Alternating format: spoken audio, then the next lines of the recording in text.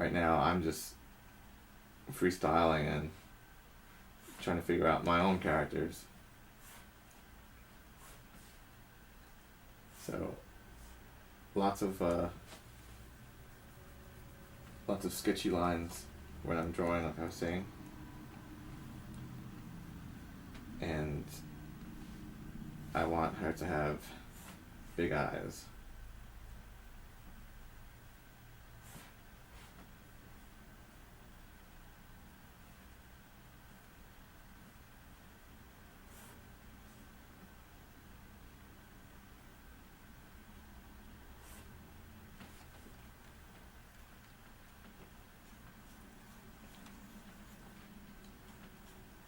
So I'm going to give her super big eyes.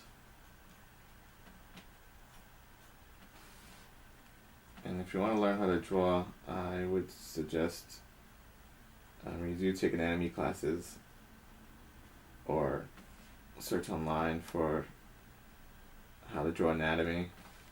There's videos on YouTube that can help you out. There's lots of information out there, a lot more than I had when I was coming up, when I was younger.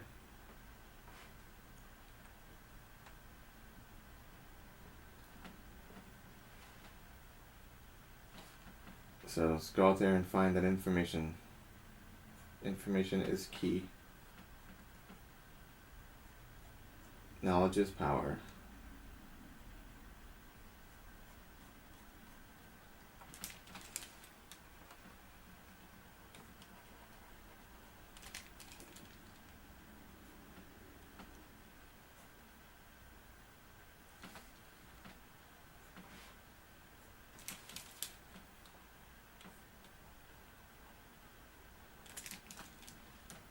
I mean, I would like to think that I have my own style, and for this lesson, I'm not gonna implement my own style 100% into this, but it's kind of hard not to if you're the one drawing.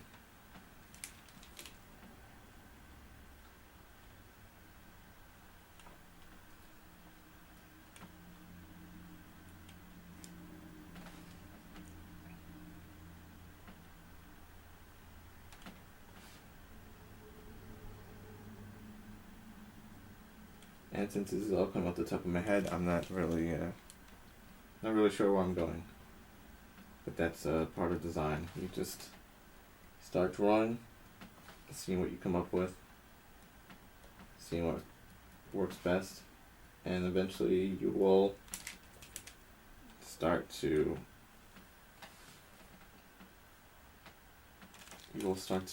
revise your images for something suitable for animation. Because too much detail is a pain in the butt to animate,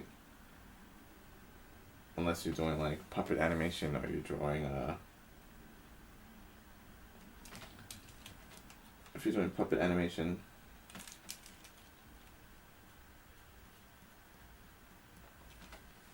or like scanimation, which is scanned images from a comic book and doing like a motion animation with them. Drawing too much detail it's a pain in the butt to animate.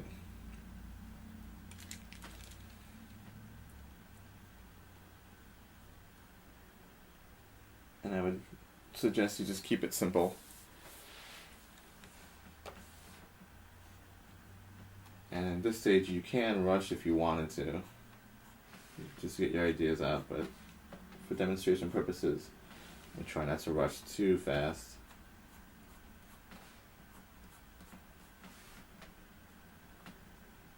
Which kind of seems like the opposite of what most people do. But since I'm talking and drawing at the same time, it's kind of hard to get my thoughts together when I'm multitasking.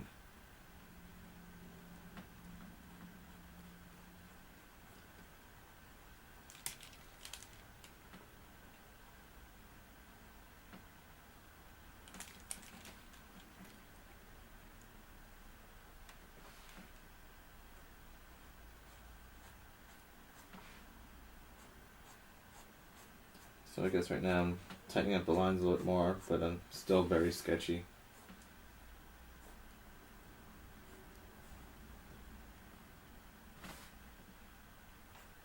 And these proportions are kind of not my style. She's kind of big.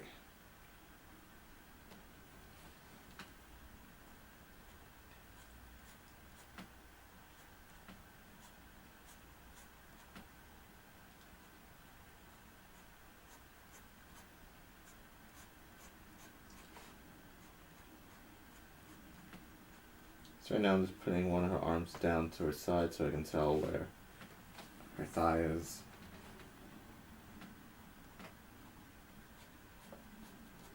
So you do want to keep the volume. By volume I mean the size of each limb compared to its other, the other limb. So let's say you have a left and right arm, you want to keep them proportioned to each other.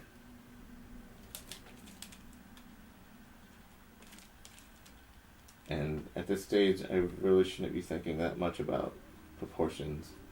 It's all about design and not a finished image.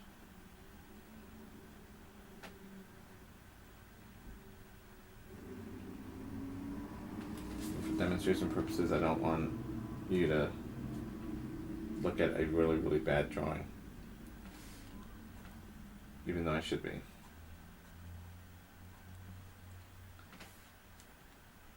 So I already have down her height proportions.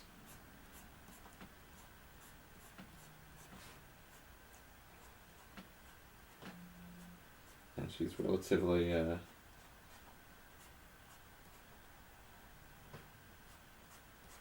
symmetrical. Speaking about symmetry, I could only suggest that you don't use the symmetry tool in Sketchbook Pro when you're doing production designs. It just looks bad. So, if you didn't know what I'm talking about, I don't know if I could demonstrate it here, but this is a symmetry tool inside Sketchbook, and I've seen people on DeviantArt a lot and Facebook, they use this symmetry to draw characters.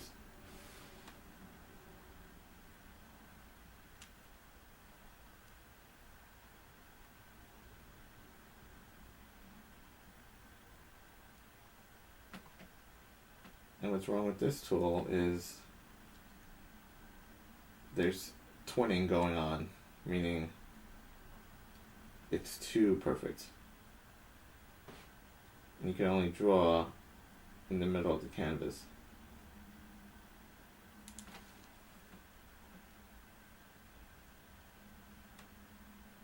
Until you turn it off, of course, and then you can draw wherever you want to. But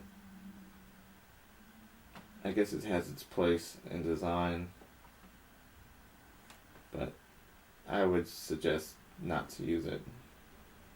It looks, I don't know, it doesn't look nice. It's too balanced.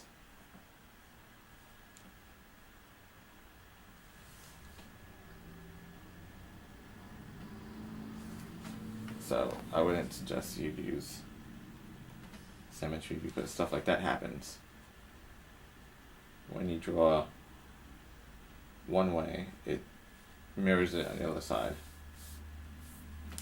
So if I ever am using symmetry, and it's turned on, of course, and if I draw her eye over here looking over there, now we get this.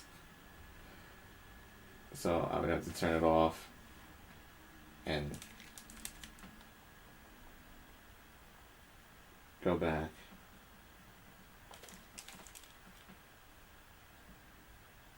And now it's just It's very wonky. I don't like symmetry. I see it, like I said, a lot on DeviantArt. And at first glance, you know, the coloring might be on point, but the symmetry makes everything just look, I don't know, just looks kind of stale.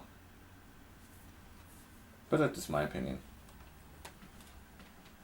It's just one rant I wanted to go on about.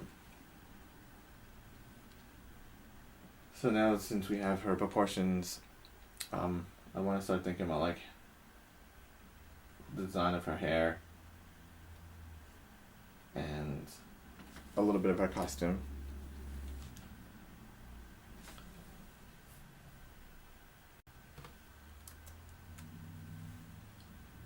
So when I design costumes over a blue line,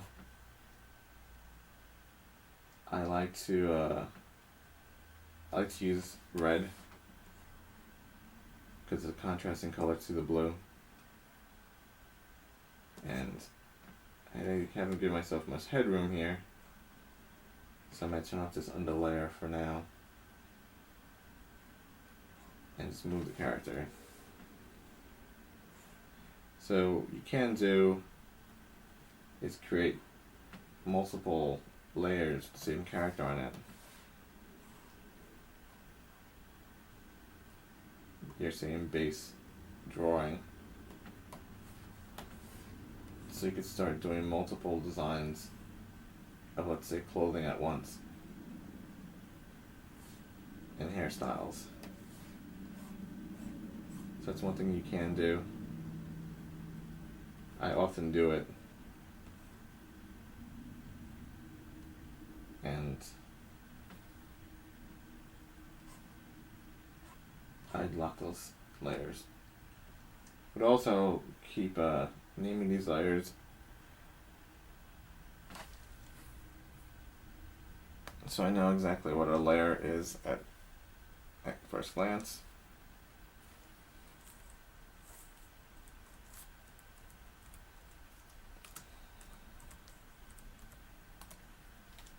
And in Sketchbook Pro, I would sometimes just color it a certain color so I know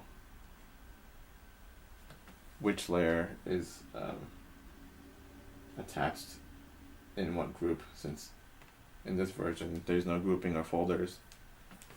That's the only way I could tell which layers are need to be deleted or unmarked or unshown or hidden when I go to final production, I guess you can say. Or when I don't need them in a group, I know which ones are grouped together. So right now, I'm going to start thinking about hair designs and what this character might look like. Her description is a young woman. I had her hair in a bun, but I'm not too sold on that idea.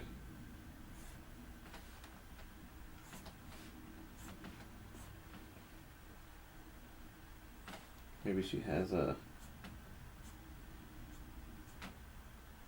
part wavy, part spiky hair. And maybe this isn't a ponytail.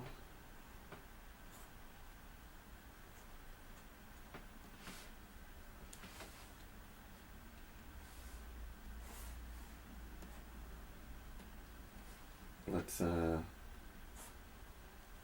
give her some flat bangs, big flat bangs.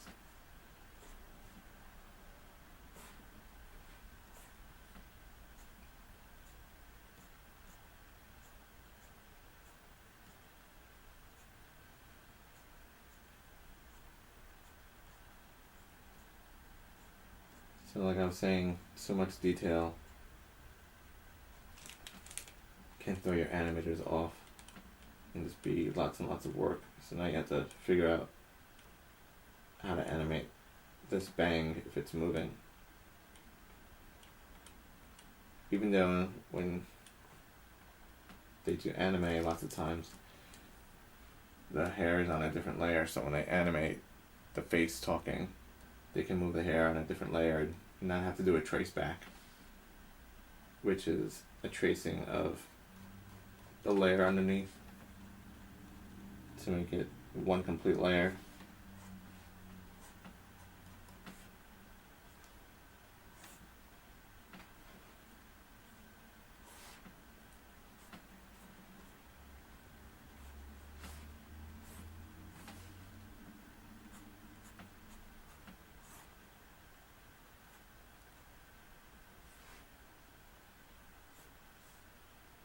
That just looks really ugly.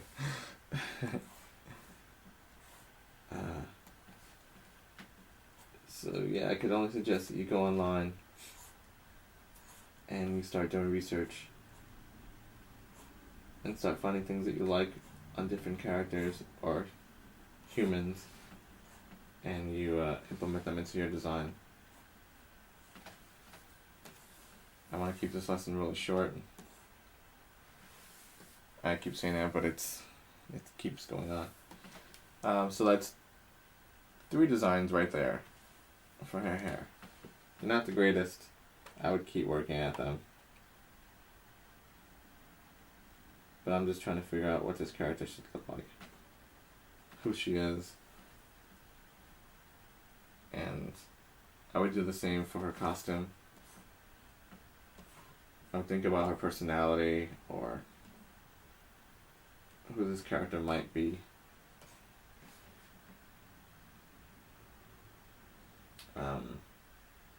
You know, what she's doing on that day. What's her, she's going to school, is she coming home from work?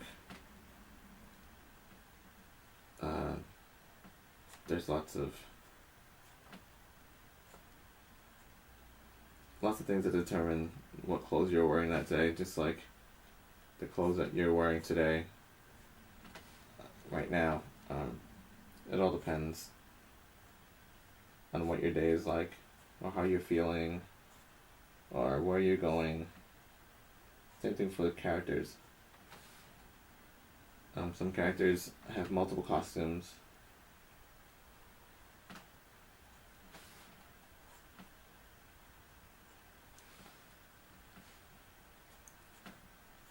Some characters have multiple costumes, just like you have multiple outfits.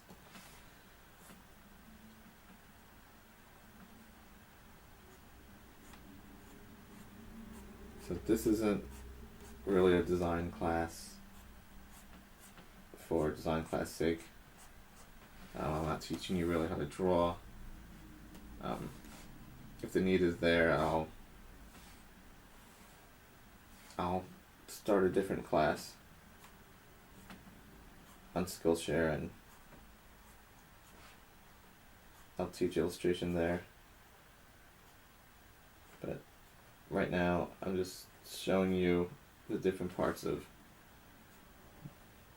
the industry and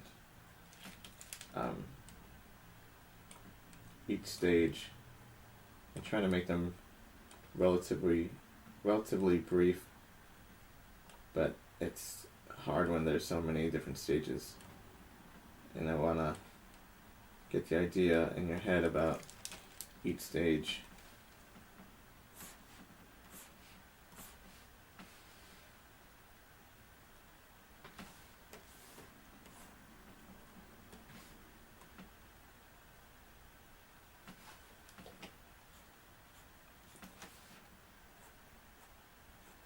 I don't really have other videos to reference off of, unless there's YouTube videos out there, but there's a whole copyright issue with that, and even though this is for education, I don't know if I want to go that route.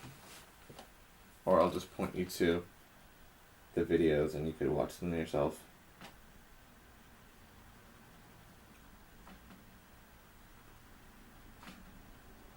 But right now, I'm just trying to figure out what this character could be wearing.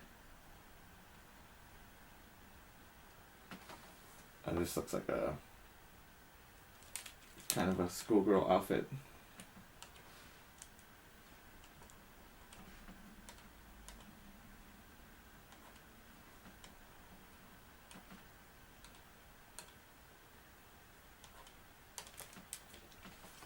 Let's put this other girl in like a, I'm sorry, this other version of her. Let's give her like, I don't know, like a punk rock look.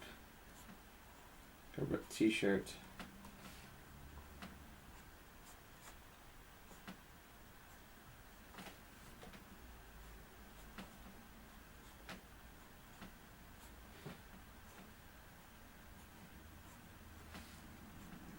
Maybe it's flared at the bottom and it cuts off.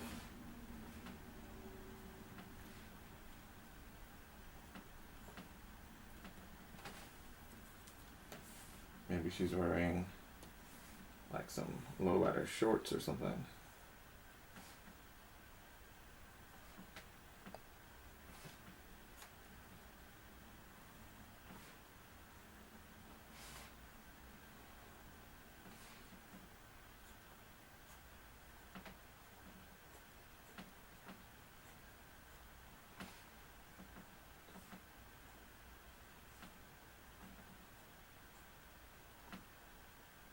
So try to keep a minimalist idea when designing, but if you think you can pull off animating something that's really complex,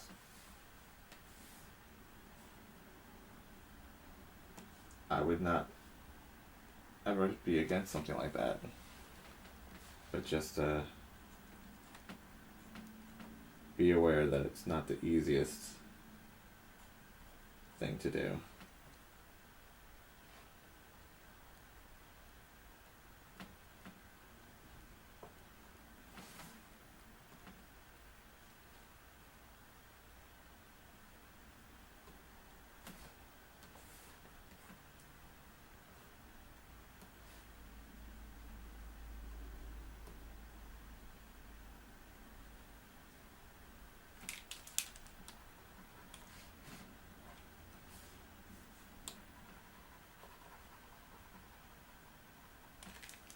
I'm just thinking about different designs right now.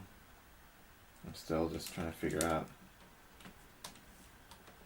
what this character could be wearing when she walks into the convenience store, even though I have a description inside. My screenplay, one of the revisions, let's say, I went back and changed that. And I wanted her to be more of like a, maybe like a Harajuku girl or something similar to that. A punk rocker or an artist of some sort. So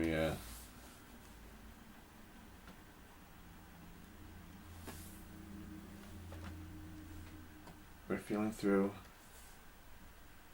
all of the different design options we have, and still just trying to figure out our character.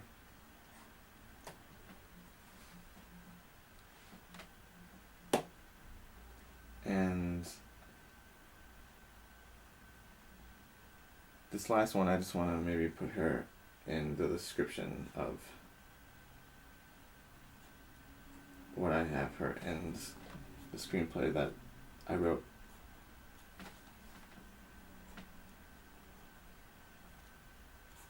Give her some business attire. Maybe it is summertime, so she's wearing like a short sleeve.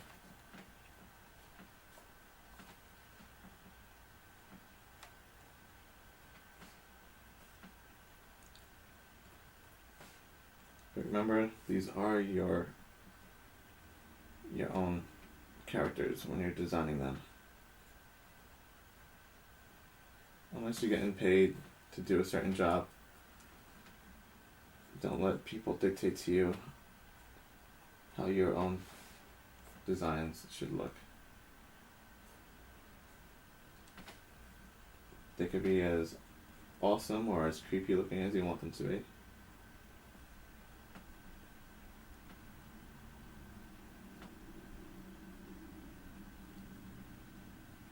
If this is for your own, like I said, once you're getting paid to do a certain job, you follow their guidelines. But if you're doing it for yourself, be as creative as you want to be.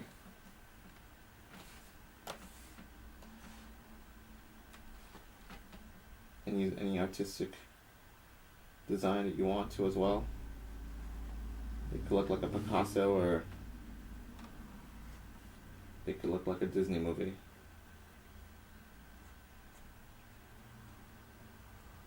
Or they could just be stick figures. Go on to YouTube and find a stick figure animation.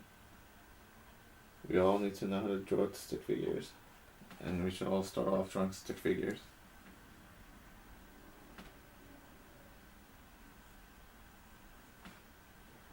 It's not a bad thing.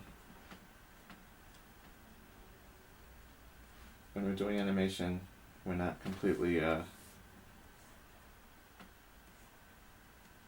drawing every detail of a character. We're not tightening it up. We're not doing all that stuff. We're just working through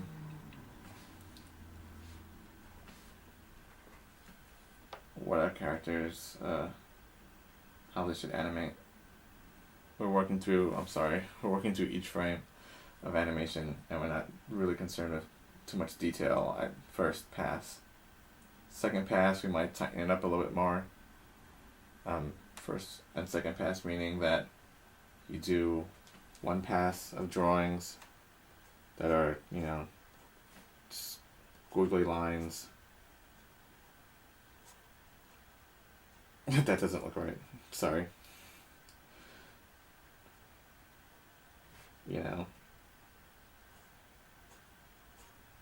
Just first pass could just be like squiggly lines, so you're following, a lot of action, contouring actions.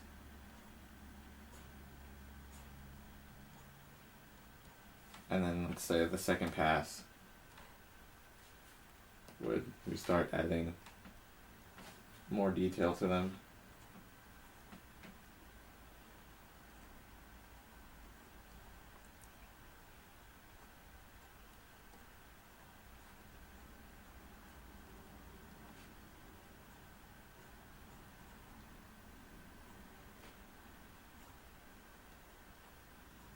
And we go all the way through the whole animation process.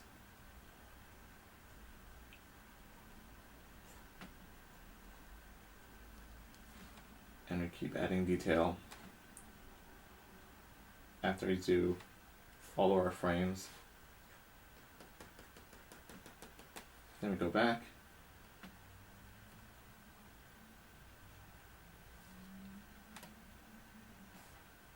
And we add even more detail.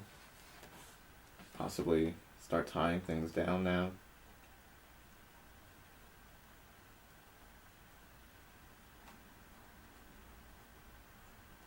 I mean, in Japan, depending on the animator, they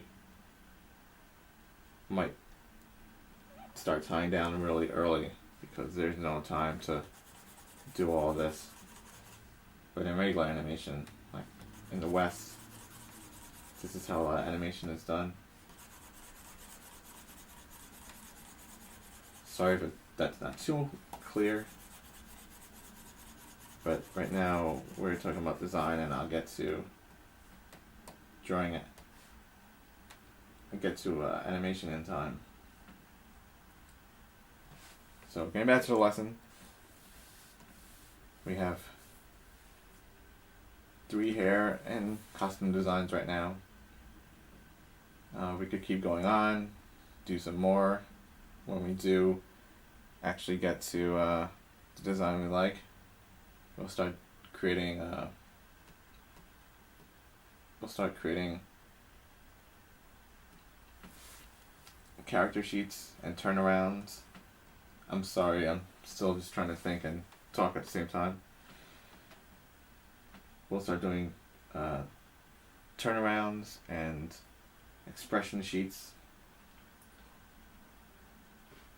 which are,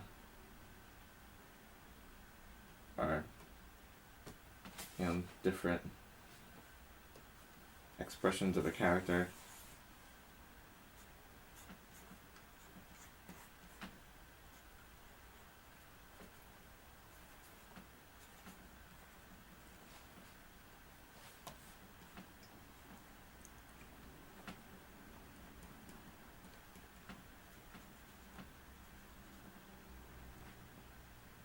Let's say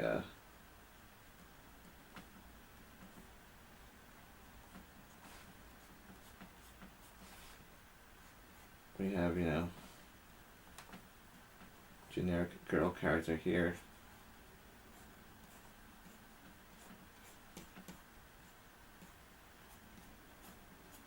She's not really attractive, but let's say we have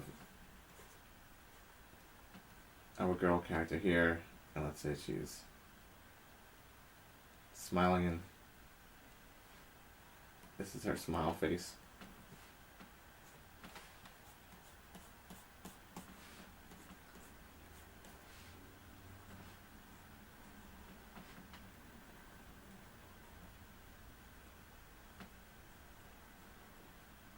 And here's her sad face.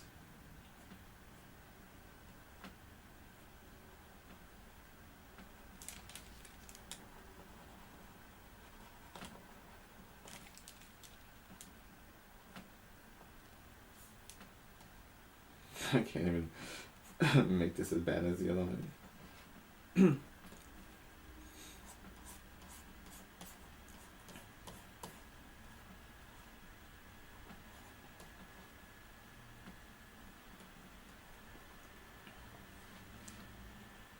And keep doing a bunch of drawings showing different emotions for the same character. She doesn't look the same.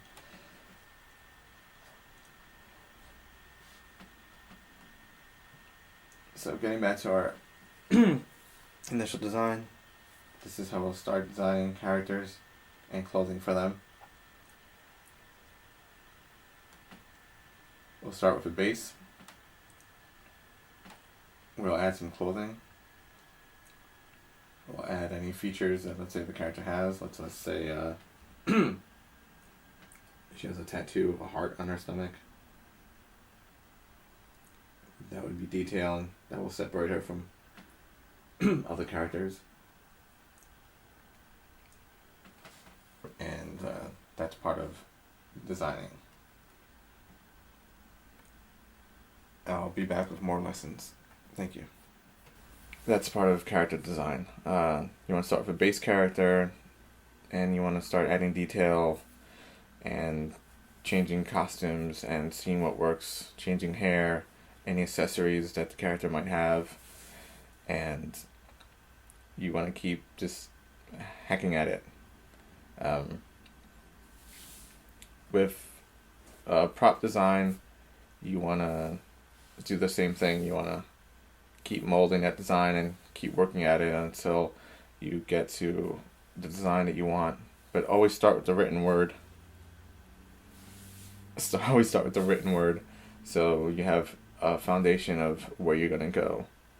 Give the character the description, give the proper description, use references if you need to.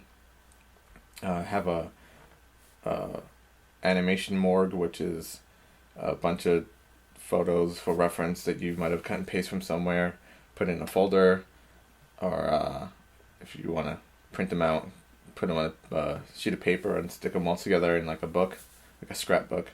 That would be your animation morgue. And when you get all your designs together and your layouts, you would create an animation bible, which would show the animators how the character should look from different angles, which is a turnaround, and how the different expressions that they have, and having certain emotions, Each character is different. Like I said, unless they're like a doppelganger or like a twin, an identical twin, they might, share similarities, but individuality keeps characters separated, especially the main characters, from like secondary characters or background characters. You don't want to get them mixed up. You want to keep the focus on your main characters when you're telling a story, where the main character might be in that certain story. And yeah, so earlier I was talking about a lettering guide that I was using. Actually, I don't know if I actually got to mention it, but if I did, this is what I was talking about. This is a green ruler.